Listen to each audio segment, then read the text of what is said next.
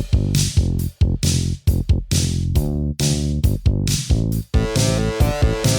got you into a Remington party. What's my thanks? It's on the hallway carpet. I got paid in puke. Lick it up, baby. I got paid in puke. Welcome to Paid in Puke, a podcast where three women with names discuss movies that are about something other than a man. Paid in Puke is hosted by Amy Green, Christina Barr, and Jessica Baxter. It's also a spoiler-filled free-for-all. You've been warned.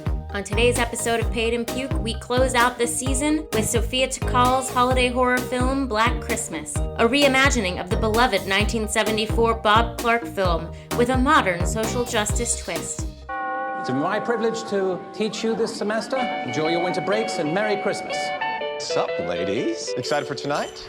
It is our last day of our last fall semester of college ever. Jingle bell, jingle bell, jingle bell, jingle bells swing and jingle bells ring. Can you take a photo of all of us? Of course. Where's Helena? Now the She was pounding vodka sodas earlier, but she looked really good. cheese. Jingle bell rock. We shouldn't have let her go back by herself. She's fine. No, wait.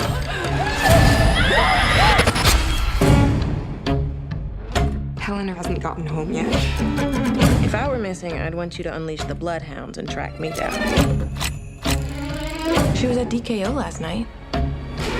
Still creating problems, all right? Hello? Hello? I'm worried that something bad happened. It's winter break. Could just be a delay of some sort. Snow. My friend is missing. 9 times out of 10, the girl's just with a boyfriend. I will bring you to your knees. There's someone in the house. This can't be real.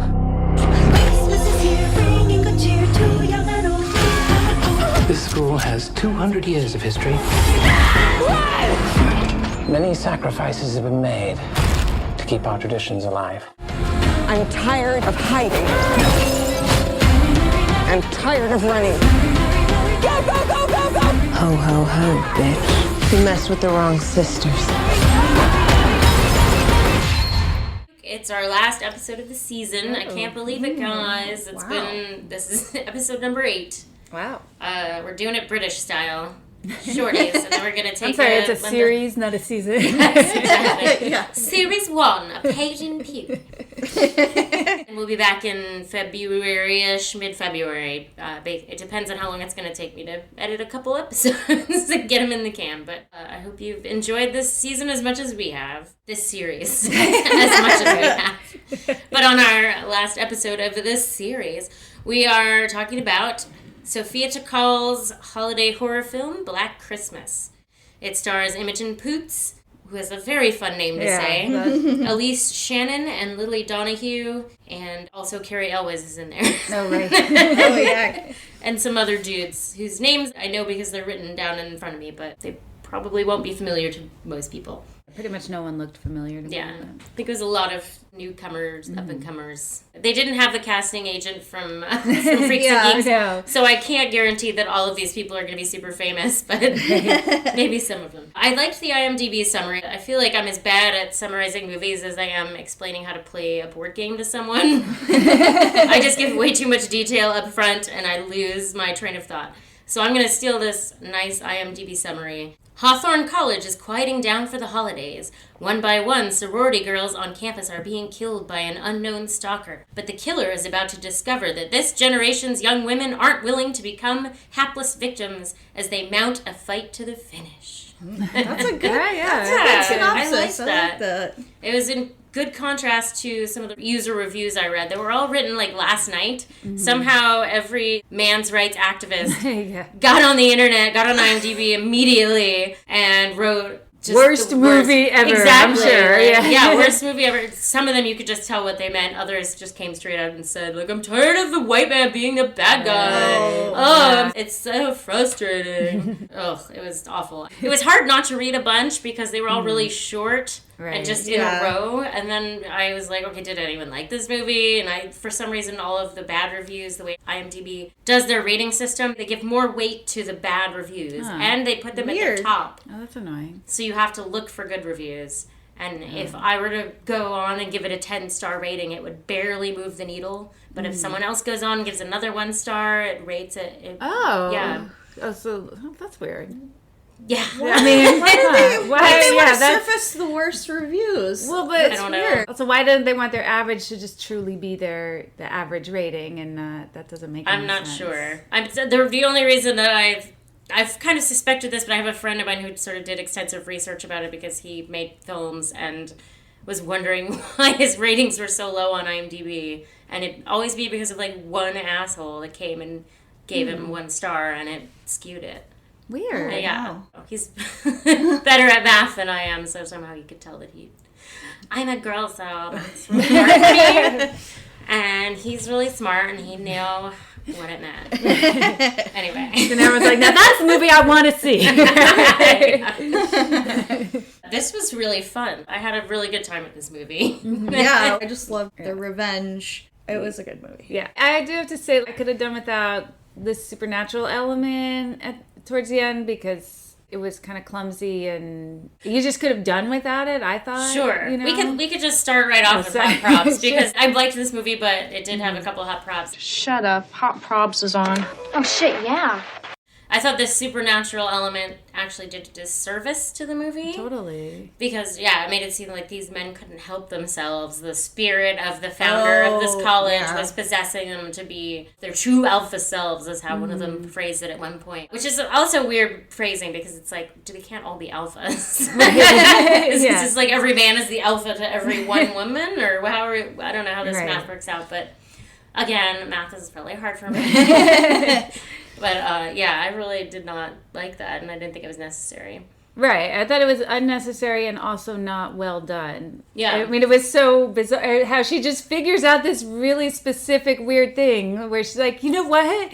It's the blood in the bust of the founder, and they're all drawing strength from it. We have to get it. That was like a lot of jumps. Yeah. You know? And I felt like, why couldn't it just be like it was a bunch of frat guys who really hate women? Like that... Yeah, it was believable, you know. I mean, you don't need you don't need a made-up boogeyman for women on college campuses. You know? You really do. Well, thank God it was just a made-up thing. Yeah, and even that, so like that really does just kind of give a lot of credit to white rapists in general. And then still it didn't work. Like it was appeasing maybe a white male audience to make them feel like it wasn't attacking all white men. And then they still took it that way. So it just hurt the movie and it didn't help anybody, I don't think. Yeah. I thought that Landon's Cosby sweater was also pretty disconcerting. I don't know if it was supposed to be a red herring, but I couldn't stop thinking about how it was a Cosby sweater that he was wearing for a good long while. Now I totally see it, but I didn't notice it at the time when I was watching it. But yeah, it was very Cosby. I mean, it's just, there were some like retro fashions that made an appearance, like a lot of high-waisted jeans. Yeah, those are coming back. I think those are coming back. Yeah. So, but maybe Cosby sweaters are coming back too, but it was just because of the nature of it. And he was wearing the glasses too. Yeah, I mean, I didn't have a sense of like what's going on with this character. But I mean, that must be intentional, right? That can't be a coincidence. That, maybe we were just meant to think that he was up to something. Yeah, maybe it was like part of his red herring thing. Yeah, but it wasn't explicit. It was a little too confusing when other things were very spelled out. Right. It didn't seem consistent that it would have something really subtle like that. One of my hot props was Riley's sorority sisters get her to perform again in the same fraternity house where she was raped a couple of years ago, and it was awesome like that she ended up doing that song and taking the power away from those guys and that guy in particular, but like it seemed a little too with her friend convincing her, like, you're just shrinking, you're just invisible, you just gotta do it, take your power back. And it's just, maybe that wouldn't have been, like, so easy for her to overcome the trauma to be like, okay, I'm gonna be in the show now. But the way that it turned out was good. Up in the frat house things went down, and I'm telling everyone in town, did lady want for goodness sake, couldn't have 'cause I was not awake. Ho, ho, ho, I didn't know. Ho, ho, ho, I didn't know. 'Cause up in the frat house, click, click, click, what you guys do here is really sick. I think her friend just really wanted her to like try and process instead of like to do things that might be therapeutic instead of just continuing to ignore it like everyone wanted her to do because no one believed her. That was the thing about her rape, was that she told the police and the police didn't believe her and nobody believed her and it was all covered up. And then people were continuing to slut shame her and call her out years later. So how could you move past it if people are still saying like, oh, remember when you falsely accused that guy of raping you? He would have never done that. I knew him. He was really nice. He never raped me. Right. I was thinking, like, maybe if I was raped a couple years ago there, maybe I wouldn't want to go sing and dance in front of my rapist. She didn't want to. Yeah. They did convince her. I mean, it was hard to convince her to do it. And yeah, even then, when she got on stage, she froze up for a while. Yeah, that's true. And it took her a minute to get into it. Right. And then she kind of took it back. But I don't know. I felt like that worked. Yeah, I felt that. You know, I mean, I also could see for the friend, like, you know, he's the one who did something, like, you shouldn't have to be punished for it, you know. Yeah, that's true. You don't have to hide away because of something someone else did. I mean, I can see the friend's point of view there. Yeah, no, I can totally see the point of view, too. I was just wondering, like, maybe that's too much. You just don't think you could have done it I don't yourself? know. I don't know. I just was like, it was interesting. I feel like maybe in general that's a little bit of a movie cliche that like, oh, you have to go on. Oh, no, I couldn't possibly. right. You're making me sing. Okay, fine, I'll do it. yeah, totally. Yeah, I thought it worked really well for the movie. I was like, wow, that was really easy to convince her, I guess. I don't know, but it is a movie, so. Even with the supernatural element that didn't really work, it wasn't that different than a lot of horror movies with the shoehorn supernatural element. We're just being more critical of it because of the social justice aspect of it. Yeah, I think just wanting it to be better. Yeah, I mean, and I also feel like that's a lot of horror movies kind of fall apart a little bit in the end. I don't hold it against them. Or this one either, you know. There was a lot I really liked about it. There was a lot that was so on the nose. And I love when the boyfriend, like when she tells him, there's someone in the house trying to kill us, and he's like, this is my time to step up and protect everyone, and is instantly killed. But it was so funny because it just came up in that Lindy West book that we both read about how men aren't afraid of home invasions. Yeah. And I never she had said thought the of that. exact same right, thing. like exactly the same. Like women are afraid when they're home alone at night and they hear a noise, and men, it's like, this is their time to shine. Yeah, they fantasize about it because they want to be the hero. Yeah. And how poorly that went for that guy. Right. But again, actually going back to the supernatural thing, he just went on this rant of he literally says not all men and you're being hysterical. Yeah, and they got everything in there. He did all the he hit all the buttons. Hysterical. And I think that would have been more effective if it had been really him and not a ghost making him say those things. Well, I'm still not even clear because he was saying he had a headache. There was so their whole supernatural thing. The only reason that this became clear is because there was one almost throwaway line. Was the guy was like, "Do you have a headache?" It's because of Calvin Hawthorne. It's because of this ghost who's bringing out your true alpha self. He's like getting inside your head and bringing out your alpha self. That's why you have a headache. And her boyfriend had a headache all day. He kept snapping at her. He's like, "Oh, sorry, I just have this migraine. It won't go away." And then he starts not all menning. The implication is that it was the ghost making him do that. But I think it would have been more effective if it had really been him having this not helpful thought process. Right. I mean, that is so common. Right. It's so true. Like a guy who is overall a decent, good guy, who is a not all men person, to get weirdly defensive about that. If it doesn't apply to you, then you shouldn't be defensive about it. Exactly. Yeah. Yeah. It's like the whole Matt Damon thought process. And I love his totally false equivalence, how the whole argument starts about how the frat being mad that the girls went and sang a song saying that they are rapists, and they were. And then he's like, well, what if they sang a song about how all of you are bimbos with big tits? Or something, Like, wow, what a true equivalence that is. What if that happened? Right, I wish you could say that. He's like, so I make a good point, and you're totally the same. I love the well, what if things were different in a way that totally suits my argument? Well, that is not good debating practice, by the way. I love that they hit all of those points pretty quickly. Yeah. A pretty condensed scene. And it was I very, really liked that. I love that it was very out in the open. It wasn't up to the audience to pick up the subtext of what the character's trying to say. They just said it. I just really liked that. I just was very satisfied by watching all of those comments from the men, because I've seen that come up. That comes up so often. I guess that is what call-out culture is, right? Is we're not letting subtext kill us anymore. We're just straight up saying, right, yeah. No, dude, that's fucking sexist. Shut up. Right. And that's what's making people so upset. They're like, wait, you never would have said that before. Before you would have just rolled your eyes and let it slide and swallowed it. And right. Why can't we go back to doing that? Because it fucking sucks. That's why. I know it was way more comfortable for you guys, but that's the point.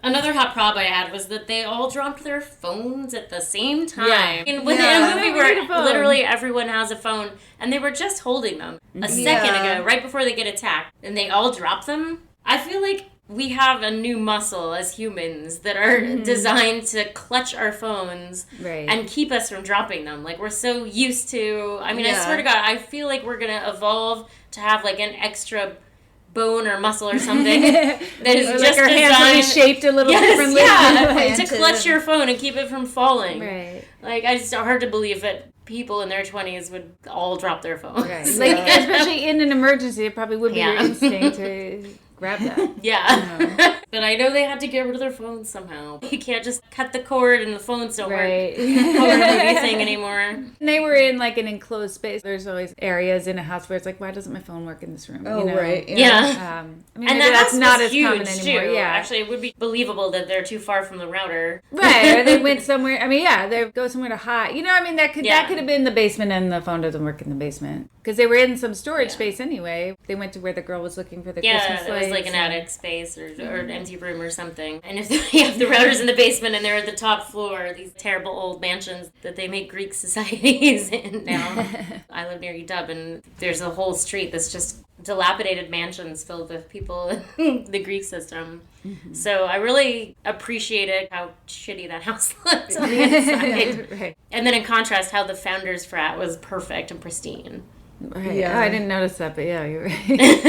And they had like the creepy paintings of the brothers and the cloaks, and it was just really creepy looking. And the young Curiel was in his like Draco Malfoy hood.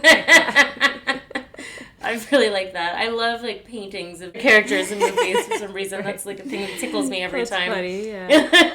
Especially since we're very intimately aware of what young Carriella's face looks like. Right. People of a certain age have seen The Princess Bride 1,000 times.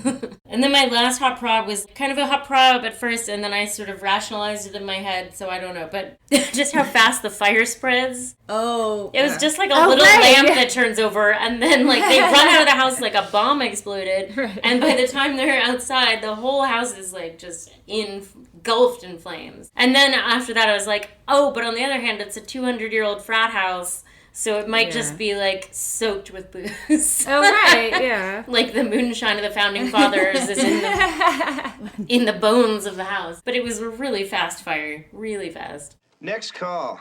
I really liked that character a lot, her friend, whose name was... Chris, yes. Yeah. I really liked Chris. Yeah. She had all my favorite lines, and I thought she was a great character. Yeah. I get why the person who was raped would be the focal character, but I don't know. Every time Chris was around, I was like, or every time she wasn't around, I was like, where's Chris? What's going on with Chris? What's she doing right now? I liked her a lot, yeah. Yeah. Imogen Poots has a sweet face. I liked her character, but Chris was my favorite. They had the one sorority sister who betrayed them and stole all the little tokens from the names that were on the list for the brothers. And in the end, she gets her neck broken. And that's how little they think of you. You know, you think you're doing something for them. If you're a team player, I mean, they make you think if you're a team player. If you're the cool girl, kind of, the you cool know. Girl, exactly. That's what it is. Girl, yeah. It's an indictment of the cool girl. Right. I was just going along with it. I'm not being a drag. Right. But don't think that they won't do the exact same thing to you that they're doing to everybody else. I mean, she did almost get raped at the beginning. Riley saved her from being raped, and the way she repaid her was by betraying her. I guess she'd already been in the process of it, but they had already proven while she was helping them that they weren't going to treat her any better than they treated any other woman. It was a good casting in terms of all the white dudes who looked like, I mean, I really could not tell one from the other. Yeah. And I hated, they all had like the douche face. Yeah, they were they were horrible. A fun little fact about the mask that they were all wearing. I listened to a couple interviews with Sofia Takal, and she said that it's called a scold's bridle, and it's based on a medieval torture device that was used for husbands to put on their wives when their wives were nagging them. Wow. Oh my God. To put a mask on them? Yeah. Jeez. To shut them up. So I like that little detail. It's not just a creepy mask. Yeah, that's awesome. And it does seem like the kind of thing that they would want to bring back. Exactly. Yeah. While we're bringing back the high-waisted jeans. I have two favorite things. I just don't want to forget it. One, the security guard. Oh, yeah. And especially is like, what did he say? In this business. Yes. The business of being campus security. Right. Oh my God. Campus fucking security. Right. He's like, well, 9 times out of 10, the girl's just with her boyfriend. Right. It's like, He okay. was, he definitely had. And even if it's like, are you saying there's like a 10% murder rate on people missing? That still seems pretty high. You know? Like, oh, he says, here it is. He says, we need more than feelings in this business. Oh, she was like, in this business, I feel like something happened to my friend. Her mom called me and said she hasn't come home yet. I just feel like something bad happened to her. And we're getting all these threatening text messages. Right. Or DMs. Oh, yeah, and he was like, we need more than feelings in this business. And he's like eating this like sandwich. Yeah. A really gross sandwich. With the mayonnaise packet. Yeah. And then he says, I've seen a million of these cases. Oh my God. These cases. Like he's a hard-boiled detective. Yeah, totally. I love that. Like, and then also that's really great how he like actually has to be called in later and dies before he even gets through the door. Yeah. They kill him. I mean, that is campus security for you. Did you ever call campus security at UPS? I did, yeah. My memory was that it was like students, though. You could call security, can you walk me home? Maybe it was other students. You know. They weren't helping. I mean, I assume somebody somewhere was a real grown-up behind the scenes, but my only experience with campus security ever was I needed an escort home, and it was always a student. I used it for the same reason, but then they always seemed really annoyed and exasperated. Oh, really? Yeah. I never felt like that. Okay. I felt like that was like their thing. Like, oh, really? You really need help getting home? Kinda. I never had that experience. It was good. Like that. I'm glad. Yeah. I'm glad that Sorry you that had happened. Yeah, you're right. They weren't kind of like the Paul Blart kind of people. Who were over exuberant about their business. Observe and report. Or wait, what is that? That's I think it is observe and report. Yeah. Opposite of like protect and serve. Yes. My very favorite thing, there's a lot that's really on the nose in this movie, but my favorite thing is when Cary Elwes is teaching his class and you find that there's a petition against him because everyone on his syllabus, all the writers are men. White men. Right. And then to dispute that point, he reads a quote from Camille Paglia. Yeah. Oh my God, she's the fucking worst. Right. She is. But that is totally like the woman that a guy like that would listen to. Like, for sure. Oh, you don't want all men? All right, let's hear from Camille Paglia. Of course. Like, she calls herself a feminist, so right. Yeah, right. There you go. Right. She calls herself a feminist, but she says that we couldn't exist without men. Right. Oh my god. I tried to find the writing that he was quoting from, and I couldn't find that, but I found instead this essay that she wrote for Time magazine called It's a Man's World and It Always Will Be for 2013. Oh, and cool. every sentence in that is just so infuriating. I had to stop reading it. Everything she's ever written is I like know, that, but oh my god. One of the things she said was, we should be thankful because men liberated us by inventing household convenience items. What? And I just randomly was like, okay, well, surely a woman invented one of those things, and I just randomly Googled who invented the dishwasher, and it was a woman. Named wow. Yeah. It was like the first appliance I thought of. Probably one of my favorite appliances. Like, right, one of the most liberating fucking valid. Right. Oh my right. God. It's a where do I start? Yeah. Even if they were all invented by men, that's also not a good point. Yeah. Well, but also like it's not default a woman's job to do household stuff. That's not just naturally the default. I mean, it's kind of like when men are like, we gave you the right to vote. We ended slavery. Mm-hmm. You know? Yes, congratulations. We ended the thing we started. We're the heroes here. Yeah, after you asked us repeatedly.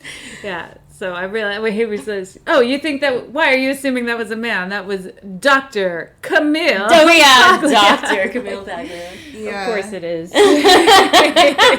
I really like that too. Yeah, I really enjoyed that. And his face too, when he like turns around from the blackboard, he's like, "Gotcha." Oh yeah, It's like he's doing some major forehead acting with that. Yeah, he was like really leaning into the smug forehead wrinkle. Right. It was totally like, really, you're the sexist here. Yes, exactly. I feel so oppressed right now. Right. Yeah, like his line where he's taking Riley back to the house and he gets that key, and he was talking about Chris's. I mean, she's so obsessed with equality or something. Yeah. And it's Weird. weird that she wants women to be equal. Like, what? Right. Like, And he was like, she wants to upend 200 years of tradition. Yeah. This tradition has been fine. like, it's just this pesky obsession with equality or something. That was one of my favorite Feel things like- about her character and just the movie in general, is how from everybody she's getting those same arguments. Oh, can we just give social justice a rest? Can you take a break from fighting for Christmas or whatever? And she's like, I can't stop because they're not going to stop. And everybody tells her, like even her friends are saying, you should just chill for a minute. And she's like, why should I have to fucking chill? I really liked that she was kind of like a counterpoint to all the people thinking, being like, it doesn't have to always be about fighting for equality. Like, well, maybe it should be, though. As soon as we get lazy, that's when people take another inch. I wrote down a line from that scene that you were talking about. Oh, that was just to, like, Carrie always is prescient, single entendre. A lot of sacrifices have been made to make this school what it is. Right. It's not all people conspiring in basements. There's a lot to say about sexism in society, and I hit a lot of the main points really well, and humorously and pretty effectively, I thought. And in a lot of ways it might be preaching to the choir, because obviously anybody who needs to hear this is just immediately taken to IMDb to claim that they're the ones being oppressed. So I don't know how we're going to get through to people, but it's still nice to hear to hear these sentiments in mainstream cinema. Right. I never saw the first two versions of this movie, but I read the synopses, and a lot of people really like the original. There's an abortion plot where it seems like we perk up. abortion. But it doesn't seem like a pro-abortion. Some people interpret it that way. This woman's like, oh, I don't want to have a baby right now. I'm going to have an abortion. And her boyfriend's like, you're killing our baby. And she's like, it's just like getting a wart removed. Nice. Which, yes, that is nice. For the 70s, But then I cool feel, to see in a movie. I'd have to watch the movie to know for sure. But it seemed like the way people were writing about it made it seem like she was being callous, like unnecessarily callous about it. Or she should have maybe felt a little bit worse. Is she someone that gets killed? I think so. Right. There's definitely some like slut shame murdering that happens. They die off in order of sluttiness, basically. Oh God. And then the 2006 one sounds way more fucked up. They add this whole mythology about who the killer is based on nothing from the original. You don't even see the killer in the original until the end. And then there's like a throwaway line that his name is Billy. And so then you hear this whole backstory in the 2006 version about Billy and why Billy is killing people. And of course it's because of his mother rejected him and killed his beloved father and buried him in the basement and then sexually abused him. Women should be punished because my mother was horrible. Right. Great. You started this, ladies. Exactly. Are they all on a college campus? All Yeah, like, they're the so one thing that they all just like a. It's a sorority. Slasher. Sorority women are being killed. Okay. Is That's the through line. the thread. Yeah. And it does feel like in the first two, just from what I read about them, and I know I don't like to make judgments like this usually, but I didn't have time to see both of these movies before this podcast. It just doesn't seem like it's on the side of the women. It does kind of seem like they deserved it, or they're being punished for a legacy of abuse of men by women. Right. I hope you could hear the eye roll in my voice. Especially mothers. Oh my God. One of the things about the original, though, is that it came up very close to When a Stranger Calls, and both of them had that plot point of the call is coming from inside the house. Yeah, Nash, what is it? A phone company's on the other line, sir. They say they got a trace on this one. Yeah, let's have it. He says the calls are coming from number 6 Belmont Street. For Christ's sakes, Nash, you got it wrong. That's where the calls are going into. That's where they're coming from, too, sir.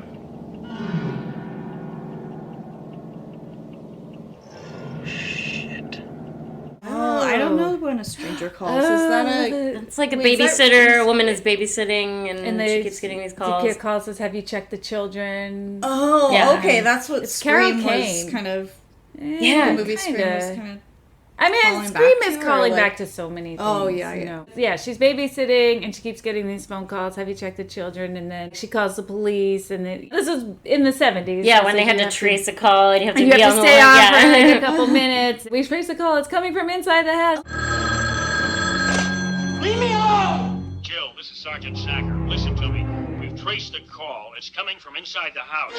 Our squad car's on the way over there right now. Just get out of that house. The killer's in the house. He killed the kids. She escapes, but and then it's like 10 years later or something, and she, so she's a grown woman, is married and has kids of her own, and she and her husband are out to dinner, and someone in the restaurant brings her a phone, like, "Oh, you have a phone call," and she answers it, and it's the same guy. Goes, "Have you checked the children?" It's kind of like an urban legend movie, basically. Yeah. I kind of got confused in the very beginning with the Lindsay character that got murdered. Like, is she in the same sorority as everyone else? She was from a different sorority at the same college or something? Yeah. Was she like, oh, okay. I think so. It's definitely the same college, because Riley same mentions her college. later. This girl's missing, and then also no one's heard from Lindsay. Oh, I was okay. a little thrown, like, whose house was that? She's like banging on the door, and then and he was inside the house. Inside the house. The guy is coming from inside but the house. it doesn't seem like it's like campus housing, No, it seems like she'd gotten into town. Right. She's gotten to a townie's house. But maybe they weren't home. The next day the kids are rebuilding the snowman. Right. I think I guess it was a townie's house. So you just got in there somehow. I loved the character that came in, and she's like, "I need my diva cup." And then she just like puts the diva That was cup really in funny. through her While pants. she's making eye contact with Riley. And her sweater said something funny too, and I can't remember. It was like, "Your monologue is boring," or something I think like it that. said monologue. Monologue, Monologue. I didn't notice It's that. definitely That's even better. That's cool. We need to see more stuff like that on the screen. People casually having periods. Casually basically. having Yeah. periods and period products. Casually being... Modern period products that aren't bad for the environment. Right, exactly. Or your body. Yeah, I really like that. Kind of a hint, because the list that Carrie always has is of women who've... famous feminists on campus, basically. So she was on that list. Because she couldn't find her Diva cup because it was on the table of I items. didn't catch that. That was, Yeah. oh, that's why it was kind And of... she was like, how do you lose the Diva cup? And she's like, I don't know. And Yeah. it's because it was stolen by the cults. Oh. That would be like a good little Easter egg, like when they show all the things on the table, everyone's items. You know, Yeah. That's really funny. I didn't catch that her Diva cup was on.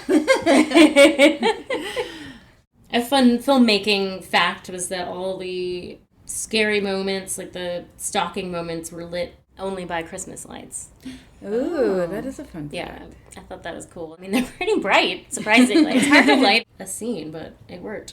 The girl who was in the closet or the attic, like going through the Christmas lights. I like that scene a lot. I feel like when we decorated the tree over at my sister's house, we had that same conversation of do Christmas lights go bad?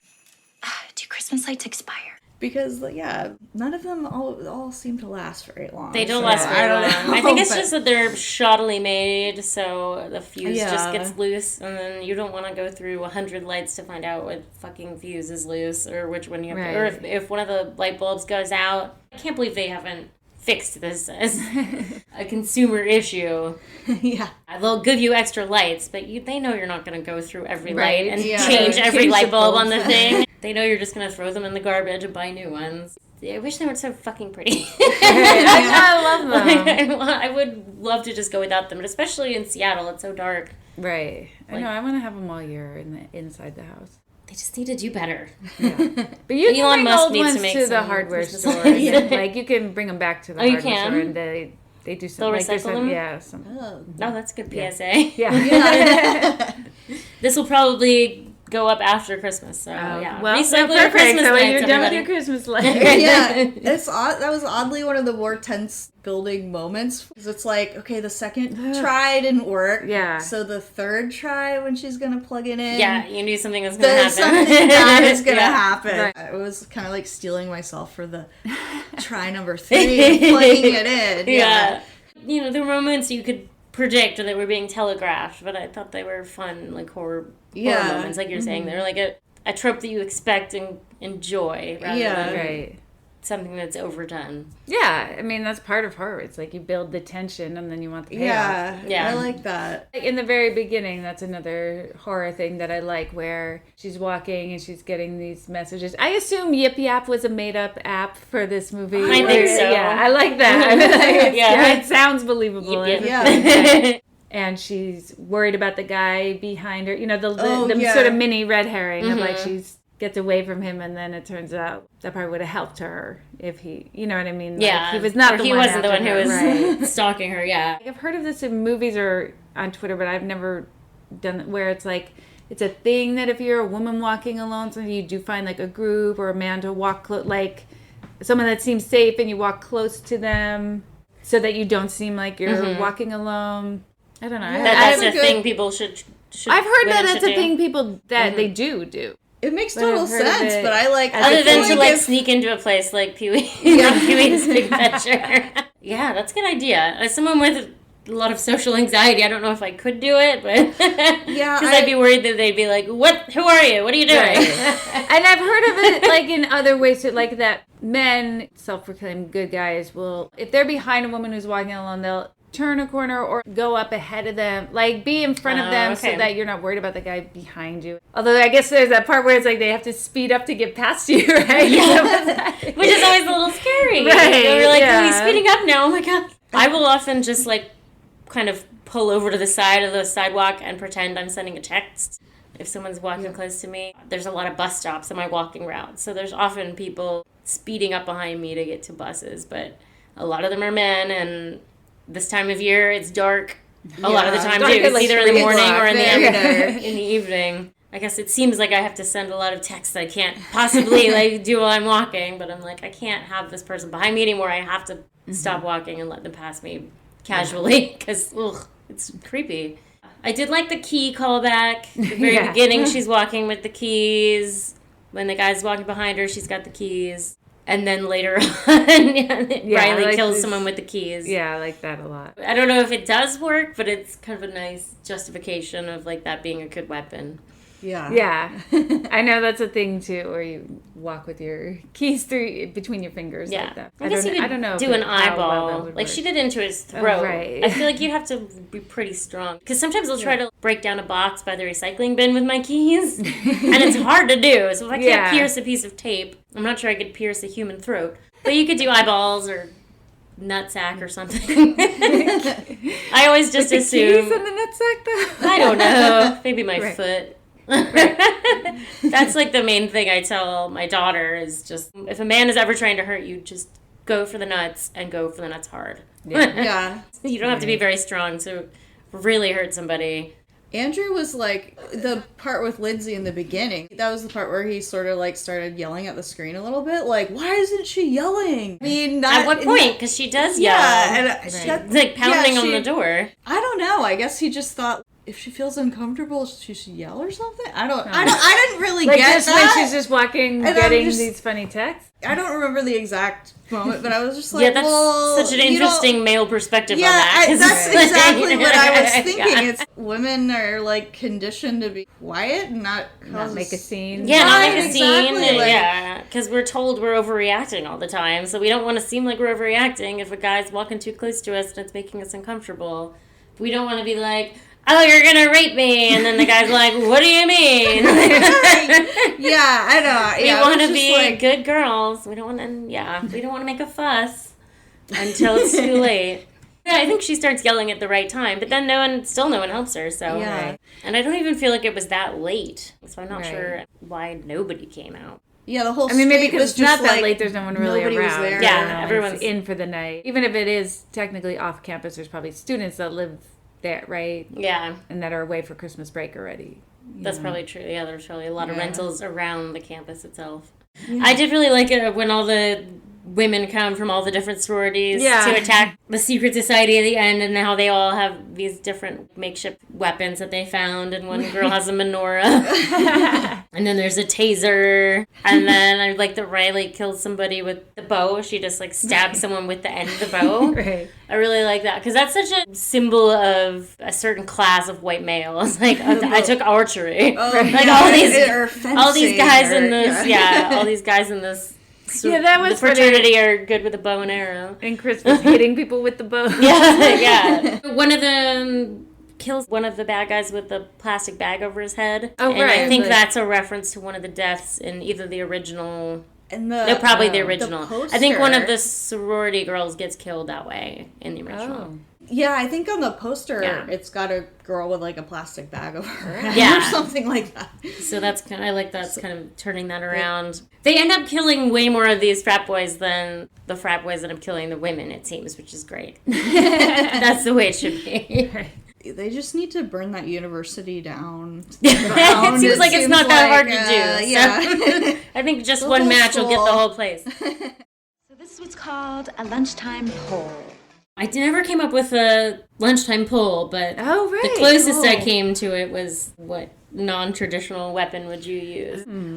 That's a good one. Like, what's something around the house that you think you could use as a weapon, maybe? Yeah, or maybe it has to be a holiday item. Oh, yikes. Oh, yeah, I could, because we have those letters on the mantle that have a hook on them. I don't even know what it spells out. It either spells out love or wish, because there's 4 of them. We've had these for so long. I don't know what it spells. I think it's wish. So they're on the mantle. They're pretty heavy, and they have little hooks, and you hang the stockings off them. And when Lucy was about 4, she pulled the stocking down, and it like landed right on her head. Oh, God. That was the first time I ever took one of my kids to the emergency room. And she was fine. It's just like head wounds really They bleed gush. a lot, yeah. That sounds scary. And it was like, it landed on her head. It was gushing blood. And it was right before bedtime. So I'm like, I'm not going to put my kid to bed. When we got to the hospital, when they finally found where the actual cut was, where all this blood was coming from, it was like this big. I'm doing my fingers really close together. It was so small. It looked like the size of like a paper cut. But it was just, if you cut the head, it bleeds like crazy. Oh, wow. But anyway, so I feel like that would be a good weapon because it's gonna get you. Totally. Something to hit someone in the head with, probably. The fireplace poker kind of thing. I think that would be a really good weapon. Do you have those? I don't have a fireplace, but I just gas. I did think about that in the beginning. The first girl who dies, She has the keys, but then there's the snowman out front who's holding a fireplace poker, which I was like, you would never put your fire tools in the hands of the snowman out front of your house. Right. So I guess that's kind of a hot problem. But and it still didn't help her. Right. She gets bested by a guy with an icicle. Yeah. Is that a Hitchcock thing that is the perfect murder weapon? Oh, yeah, melts, it is. Right? A perfect murder. Okay, I have to think of one. Yeah, you don't have fireplace pokers, so you gotta think of something. I gotta actually- think of something. You have holiday stuff? So Andrew has a bunch of kitchen knives. He has like this one particular butcher knife. It looks like something that you could totally cleave someone, and I could see Hannibal Lecter doing like the cross-like thing. Like, nice. I don't know. I always think of a murderer when I am like using the knife. Yeah, so maybe that one would be a good one. I like it. I'm trying to think of just ways I've injured myself. Usually when I think of things becoming good weapons. Just like the classic glass ball Christmas ornament that breaks so easily. Yeah. Break one of those like you would a bottle in a bar fight. Just make a shiv out of a drugstore glass Christmas ornament. You could really slice some arteries open with those things. I think that would do it. I have stepped on shards of those things. We stopped having those. Before we had kids, we got a bunch of cheap Christmas ornaments, and then they lasted until we had kids, and then they started breaking. And then I was like, oh yeah, we can't have these anymore. We got rid of them. And then every time I've bought or been gifted any kind of glass ornament ever since, it's been broken almost instantaneously. Wow. By the tiny hands that are around in this house. So yeah, it's only felt for us from now on. Some glass ornaments are just so easy to break. So The amount of faith they put in people. Is astounding. Okay, so that was we're retconning that as our lunchtime poll question because I think that worked. How very. Oh, I like the reference to mistletoe because I've always thought mistletoe is pretty terrible. Yeah. That just the idea of I have to kiss you because we're under this plant. One of the killers is they don't talk when they have their masks on, and he's like strangling her, but then he looks at the mistletoe and then he tries to kiss her. I've already started underlining meaningful passages in her copy of Moby Dick, if you know what I mean. I was taking notes. We saw this movie last night in the theater, so it's not the kind of thing where we can just look up quotes. But I wrote down a bunch of things. We've talked about some of them, I think. We kind of talked about Chris, in paraphrasing what she says to Riley, you're going to keep shrinking until there's nothing left of you. I think that's just a good way of putting it. You're just being so polite that it's going to end up killing you. Stop being so polite and start getting real. I also like that, again, Chris says... Whose classics are they? Yeah. Riley says, kind of echoing, I'm sure, something that the professor says, are we supposed to just not study the classics? And then she says, whose classics are they? Because they're not mine. Yeah. They don't have to be the classics. It's Right, only the white men saying that they are the classics. We did talk about I don't stop because they don't stop, which I think is really good. Yeah. Like, you can't take a break from social justice. Yeah, that's a good line. We need more than feelings in this business.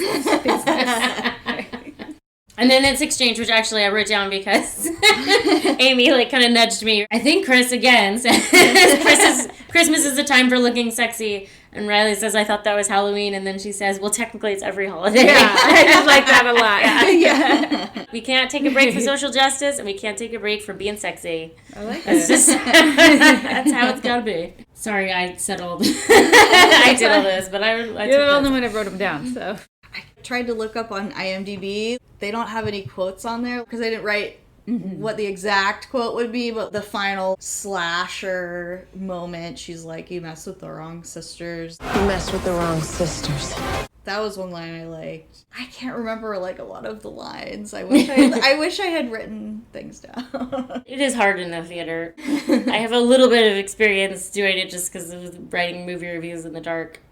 But I've never gotten much better about my handwriting. I still will every once in a while accidentally write a line over another line, and then I'm what the fuck does that say? I think it's still good to see these first run movies as much as possible. Mm-hmm. A line that's not a favorite line, but it's a line that really stood out was when the rapist guy says, you need to kneel or die to Riley, and then he's like, your body, your choice, which I feel like he probably was waiting to say that to her. He'd probably come up with that line months ago and was like, oh, I can't wait to say that to her. A line that I really liked was also very on the nose. I guess it's Cary Elwes who says it when he's talking to Riley and he says, your prank you pulled on them went too far. Oh, went yeah, a little too yeah. far. And it's like the thing where they told the men this is exactly what you did was going too far. They wrote a song about how these guys were rapists and put it on YouTube. Yeah, that was going too far. Right, saying the thing that happened. You hurt their feelings. Yes. Yeah. I'm very aware of that there's a certain kind of man who doesn't like it when you tell them the exact thing that they did. Yes. You are going too far Right. by saying the exact thing that they did to you. It's hurtful. Yeah, like just repeating. Yes, you should be facts careful what you that say. I should not be careful what I do. You should be careful what you say. Exactly. About what I do. What else does a suicide need, huh? Now, if you'll excuse me. I liked the opening of the movie a lot. It opens with the chanting of this secret society, and then it cuts to the fireplace. It's like a Lynchian close-up on the fire, just the fire, and you hear the women screaming, but it screams of revelry. But obviously what it's invoking is not revelry. I just thought that was a nice contrast and a nice way to open the movie. Mm-hmm. And then also, it starts with fire and ends with fire, but the fire in the end is not the women screaming, which is nice. Right. Yeah. That kind of reminds me of that Lindy West book, too. The Witches Are Coming. Oh, I didn't read that. And it's very validating. But yeah, like that, the witches, we're to embrace the idea of being witches, and it's a witch hunt because we're witches and we're hunting you. Right. I really like that. It makes me just want to buy a bunch of witch shit and wear it all the time. Anybody have anything else they want to talk about? So. I don't think so. Okay. That's it. That's series 1. Wow. I got We were serious. pretty That's good. awesome. Puke. Join us next time.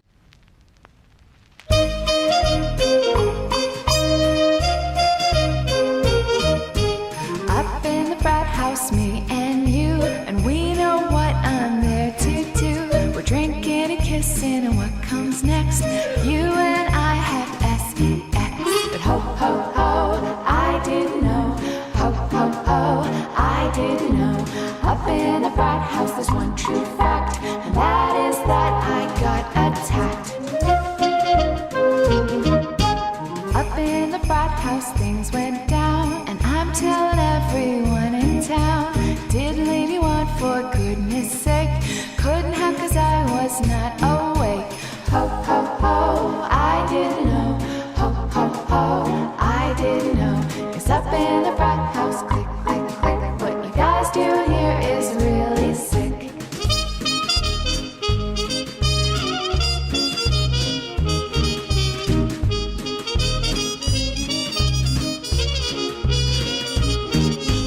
There's no more protecting you.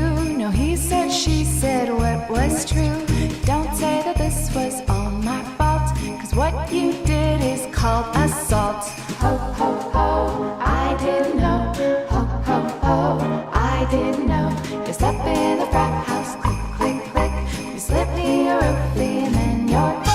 Slip me a roofie and then you're. Slip me a roofie and then you're. Slip me a roofie and then you're.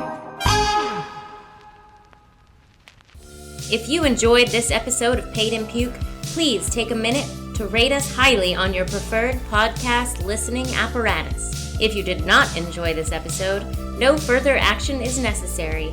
Paid and Puke is hosted by Amy Green, Christina Barr, and Jessica Baxter. Music by Silent Partner. Follow us on Twitter at Paid and Puke Pod, or join us on Facebook at Paid and Puke Podcast. Thanks for listening. Lick it up, baby. Lick it